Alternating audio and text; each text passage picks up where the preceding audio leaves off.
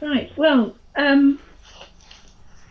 Rabia al-Adawiya first attracted my attention when I was running a recent drawing workshop. The theme of this workshop was love. Having considered the different forms of love during the 2-day session, in the final section, we touched on mystical love, and I read some quotes attributed to Rabia. Her story and the spiritual quotations attributed to her had touched my heart deeply. Since then, she has held an inner point of interest and a certain wondering about her. So when you proposed the Famous Women Project, Miriam, I thought it a good opportunity to make more inquiry into the life and legacy of this remarkable woman, whose magical name, Rabia al-Adawiya, enjoys such an exalted status throughout the Islamic world. Hopefully, the fruits of my inquiry, which I am presenting now, will hold some interest for all of you as well.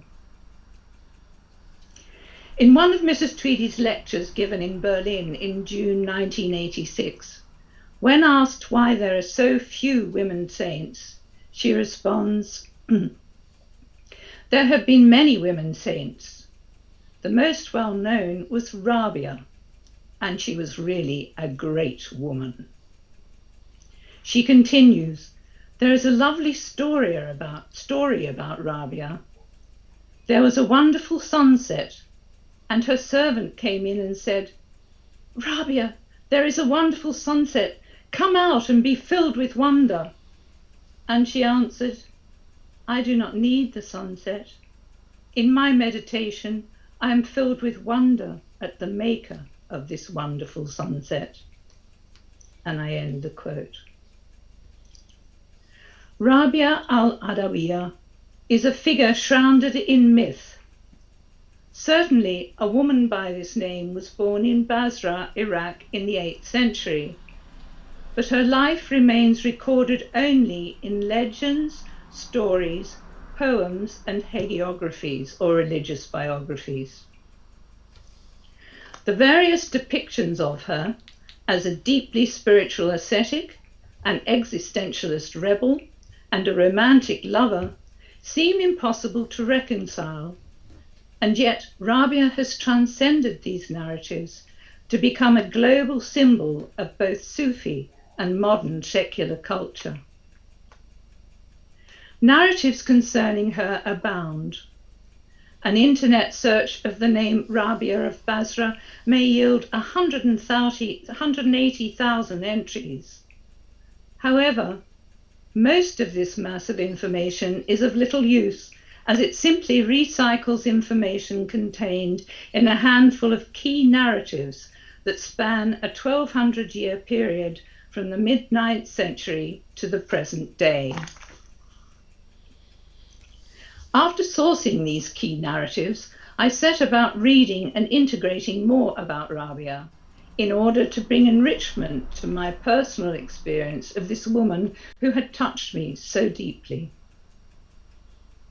For a figure about whom there seems to be so much information, it is surprising that there is no source on the life of Rabia al-Adawiya from her own time. She wrote no books, and no account of her was written during her lifetime.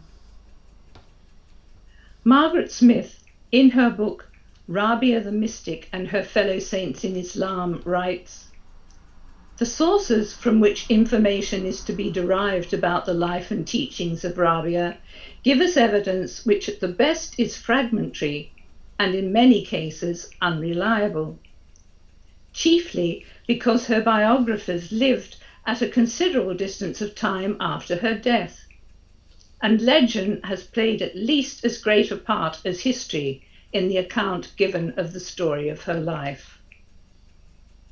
This, however, is no uncommon thing where saints are concerned, be they Muslim or Christian, and the accounts given show us at least the estimation in which Rabia was held by those who came after her, and are a clear indication that she had a great reputation during her lifetime.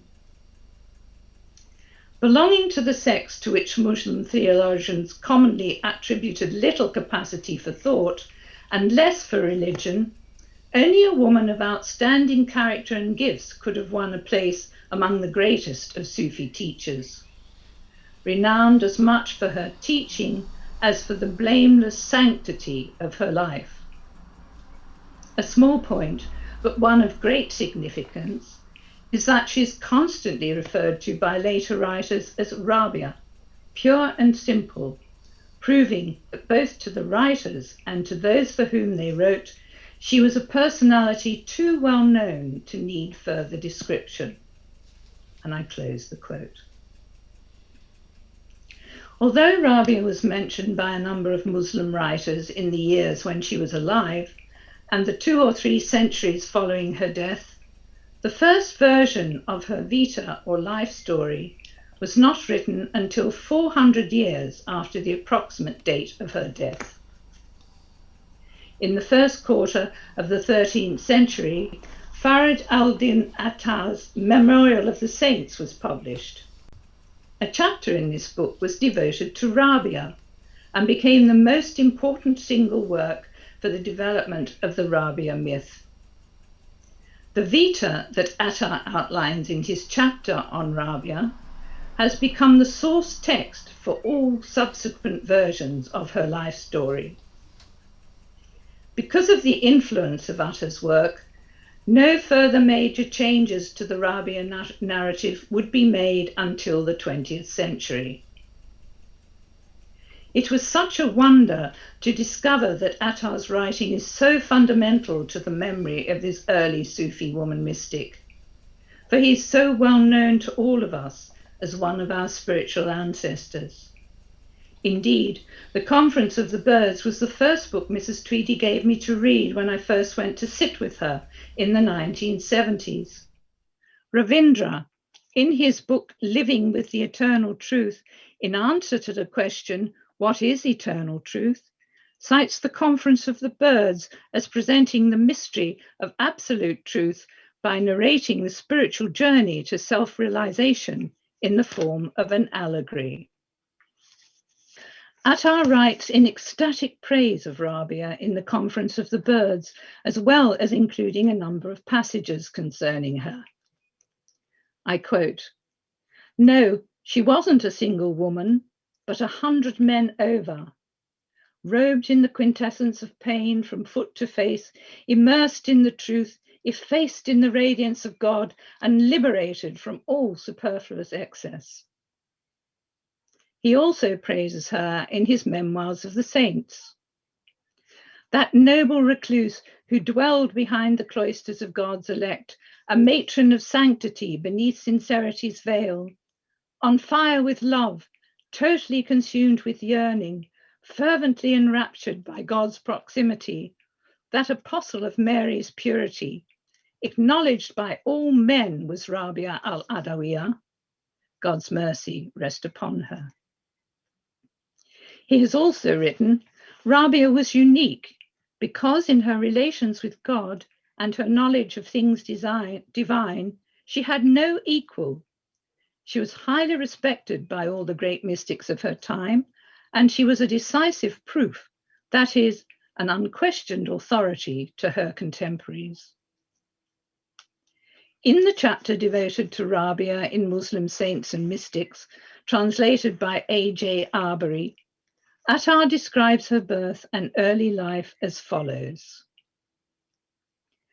The night when Rabia came to earth, there was nothing whatsoever in her father's house, for her father lived in very poor circumstances. He did not possess even 1 drop of oil to anoint her navel. There was no lamp and not a rag to swaddle her in. He already had 3 daughters, and Rabia was his 4th. That is why she was called by that name, an Arabic female name meaning spring or 4th female. Go to neighbor so-and-so and beg for a drop of oil so that I can light the lamp, his wife said to him. Now the man had entered into a covenant that he would never ask any mortal for anything. So he went out and just laid his hand on the neighbour's door and returned. "They will not open the door," he reported. The poor woman wept bitterly. In that anxious state, the man placed his head on his knees and went to sleep. He dreamed that he saw the prophet. "Be not sorrowful," the prophet bade him. "The girl child who has just come to earth is a queen amongst women, who shall be the intercessor for 70,000 of my community. Tomorrow," the prophet continued, "go to the governor of Basra. Write on a piece of paper to the following effect: every night you send upon me 100 blessings, and on Friday night 400. Last night was Friday night, and you forgot me. In expiation for that, give this man 400 dinars lawfully acquired." Rabia's father, on awaking, burst into tears. He rose up and wrote as the prophet had bidden him, and sent the message to the governor by the hand of a chamberlain. "Give 2,000 dinars to the poor," the governor commanded when he saw the missive, "as a thanksgiving for the master remembering me.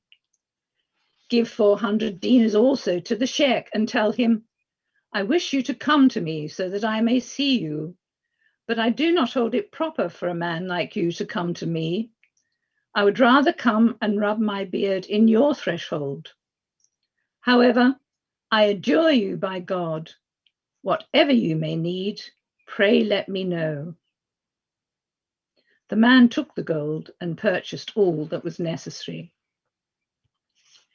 When Rabia had become a little older and her mother and father were dead, a famine arose upon Basra, and her sisters were scattered. Rabia ventured out and was seen by a wicked man who seized her and sold her for 6 dirhams. Her purchaser put her to hard labor. One day she was passing along a road when a stranger approached. Rabia fled. As she ran, she fell headlong and her hand was dislocated. "Lord God," she cried, bowing her face to the ground, "I am a stranger, orphaned of mother and father, a helpless prisoner fallen into captivity, my hand broken. Yet for all this I do not grieve. All I need is thy good pleasure, to know whether thou art well pleased or no." "Do not grieve," she heard a voice say. "Tomorrow a station shall be thine, such that the cherubim in heaven will envy thee." So Rabia returned to her master's house. By day, she continually fasted and served God, and by night she worshipped standing until day.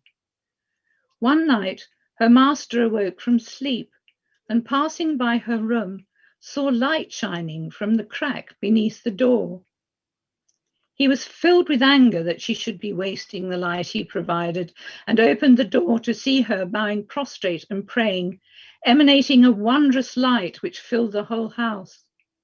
She prayed, "O God, thou knowest that the desire of my heart is in conformity with thy command, and that the light of my eye is in serving thy court.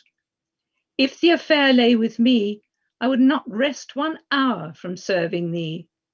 But thou thyself hast set me under the hand of a creature." Such was her litany. Seeing the light, her master was afraid. He returned to his bedroom and sat pondering until dawn. When daybreak broke, he summoned Rabia, was gentle with her, and set her free. "Give me permission to depart," Rabia said. He gave her leave, and she left the house and went into the desert. From the desert, she proceeded to a hermitage where she served God for a while. One report relates that she followed the profession of a flute player for a time. Then she repented and lived homeless among the ruins. Finally, She made a cell of seclusion for herself and occupied herself solely with acts of devotion. In the end, she set out on the pilgrimage to Mecca and retired to the desert. End of quote. From the legends describing the early years of Rabia's life, we are given a clear idea of a woman renouncing this world and its attractions and giving up her life to the service of God, the first step on the mystic way to be trodden by the Sufi saint. Her reputation as a teacher, ascetic, and mystic strengthened with the passing years, until in her later years she became so well known that she could have been called a religious celebrity, in the same way that a modern religious celebrity such as Mother Teresa is known today. One of the most notable attributes of Rabia is that she is seen by medieval Sufi writers and modern scholars as important, perhaps even the key figure in introducing love mysticism to Islam. Rabia Basri, in her book Rabia, From Narrative to Myth, The Many Faces of Islam's Most Famous Woman Saint, writes, Margaret Smith, who was a Christian, regarded love as the guide and inspiration of the soul that motivates the ascetic's approach to God. He that does not love does not know God, for God is love, she states, quoting the New Testament. Cornell further quotes Margaret Smith, the Oriental mystic, seeking to get rid of that element of not being, which is opposed to true being, the divine reality, finds that self, the great hindrance, can be overcome by love alone. Love alone can perfectly purify the soul and set it free from the bonds of self-seeking and the fetters of the flesh, and so enable it to pass on its upward way, to look upon God as he is in truth, and to realize that it is itself one with the divine goodness, one with that reality which is also everlasting love. And I close the quote. Cornell continues, the type of transcendent love mysticism that Smith describes has been a hallmark of Sufi theology since the mid-10th century and is often attributed to Rabia al-Adawiyya. This struck a deep chord in me, for as we all know, the flame of mystical love is fundamental to this path we follow, the path which Baisar describes as the ancient wisdom. In Daughter of Fire, he states, and I quote, Sufism is as old as humanity. It is the ancient wisdom. The sect of Kamal Posh, the blanket wearers, went to every prophet of the time, but no one satisfied them completely. But when they went to Prophet Muhammad, they were completely satisfied.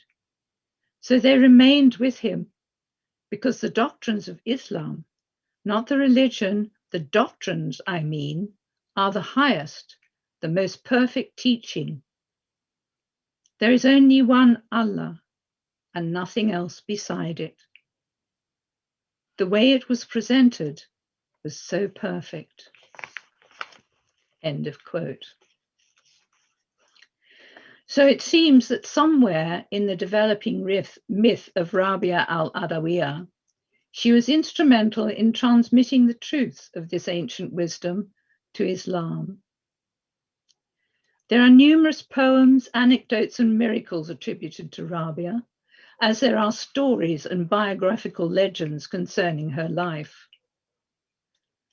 Two of the most famous poems are the poem of the Two Loves and the poem of the Intimate Gift. As with many works attributed to Rabia, there are numerous translations and interpretations of the first poem. I have chosen the translation by Rakaya El-Arui Cornell of Alu Talib al-Maki's version to read. The poem of the Two Loves is really the most famous poem attributed to Rabia.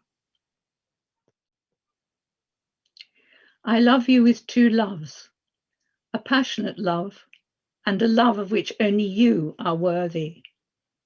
As for the passionate love, it has preoccupied me with the remembrance of you beyond all else. And as for the love of which only you are worthy, your parting of the veils allows me to see you. No praise is mine for either one or the other, but all praise is yours for this love and the other. The second most famous poem attributed to Rabia is the poem of the intimate gift. Unlike the poem of the two loves, whose text varies from version to version, the poem of the intimate gift has been transmitted in a standardized version that hardly ever varies. This may indicate that it originally came from a written source. So here is the poem of the intimate gift.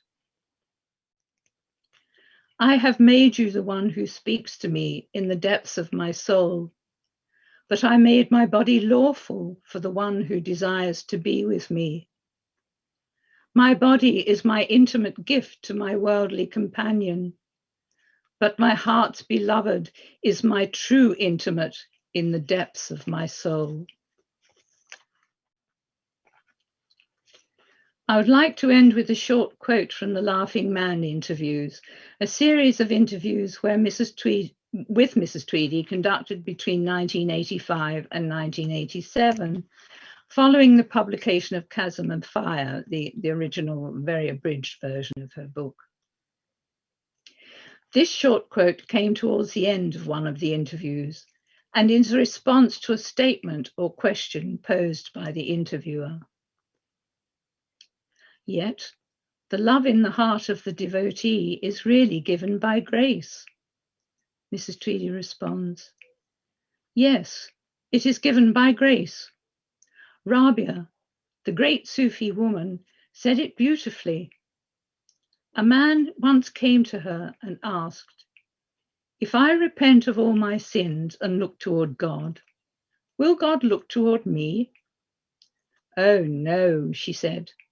He must first look at you. Otherwise, you will never be able to look at him. Thank you.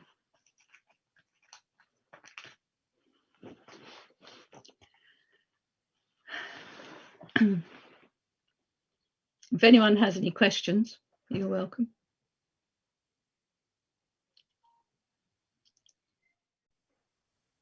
Lynn, I've got a book, Doorkeeper of the Heart. Oh, yes, I've got that as well. It's lovely.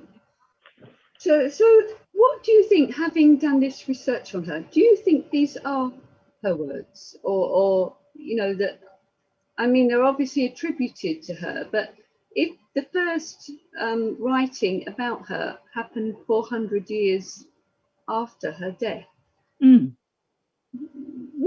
do you think these have come from? Well, I think there are so many interpretations. I don't know. There's a lot of debate. Some of them have come purely from word of mouth, and some have been written. But as far as Attar's account is concerned, the two most scholarly works that I've read were Margaret Smith's book and Iscariah Cornell, both excellent. Margaret Smith was a Christian, and of course Cornell she's Muslim.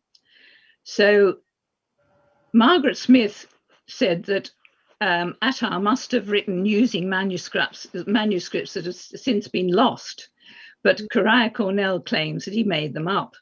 So we know that Attar was a great mystic. So heaven knows, you know, they could have been transmitted. He could have invented it as a poem for the people of the time. We don't know, but it has maintained an enormous reality, if you like, in inverted commas, for centuries. Still does for the people of Islam very powerfully. Thank you. would she be accepted at time between men? Because, you know, women were not equal in those days, if 6th, 8th, 10th century, even later, equal to men. Would they accept her? Yes, well, apparently they did. Apparently she was accepted by all men, and she had many men disciples. So You mean men disciples? many men who were her disciples, No, as well as women. because I tell you what, because I don't know many women in a 8th or 10th century who could actually have this sort of power. You know, it sounds like she was very exceptional, but as Marianne said, the book came out 400 years later after when she died, approximately. Yeah. So who wrote those books? Well, there at the time of her life, when she was alive, there were two Muslim Arab writers who lived in Basra and who mentioned her. So, Basra. you know, she had a great reputation in her life. And for the 200 or 300 years following her life, there were a number of writers who mentioned her, but there wasn't an actual life story produced until Attar came forward with it. So, you know, these things, myth is a very interesting thing because it continually evolves, and it's still evolving, but there's always some sort of truth at the root of it. So, you know, heaven knows. So, Lynette, your presentation was far better than Wikipedia. Oh, thank you. I would really love to have I would really love to have a transcript of what you did because of your references. Oh, that's fine. I'll send them. But it was so beautifully done. And you know, a true mystic, I think, see, it was always word of mouth. Yeah. Oral lineage, oral transmission. So to have lasted that long means that she would have had an incredible influence due to her mystic powers. Yes. And she attracted people due to that. And if it was love, well, there can't be a higher teaching. Absolutely. And so she had to be known for that. And it really must have spread. And she must have had a following over the centuries. Yes. But nobody really practiced anything because it was love. That's right. And that's the core of the Sufi tradition. Yes, absolutely. So it's marvelous what you put together. Thank you. Oh, thank you. Wonderful. You're welcome. I'll send it.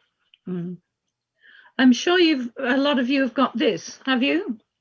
No. Yeah. No. What you call it? The Naqshbandi path, and it's the beliefs and ethics of the Naqshbandi path. And in point 16 of this, she actually tells the story about the sunset about Rabia, and she relates it to the point, which was the outer teacher always points to the inner teacher. And so if you've got that, you can listen to it. It's lovely. Do you know if she had any apprentices or disciples at the time who've got any records made of them? There is a record of a woman who was a very close disciple. I'm sure there are records of various people who were her disciples. I can't produce them for you, but they are written about in these books. And yes, there's one lovely quote actually. This is the book by Rabia Cornell. You can see all my markings as I've been reading. But at the beginning of the chapter, Rabia, the teacher, is a lovely, she always has this sort of postscript to the chapter. It's actually an excellent book. I can't recommend it highly enough. And it's in its chapter 1, Rabia, the teacher. Take me to the teacher. From when I am apart from her, I can find no solace. And that was by Sufyan al-Thari speaking about Rabia. So that was obviously one of her disciples. There were numerous, apparently. Yeah, very many. So, Thanks. Right. And that's it.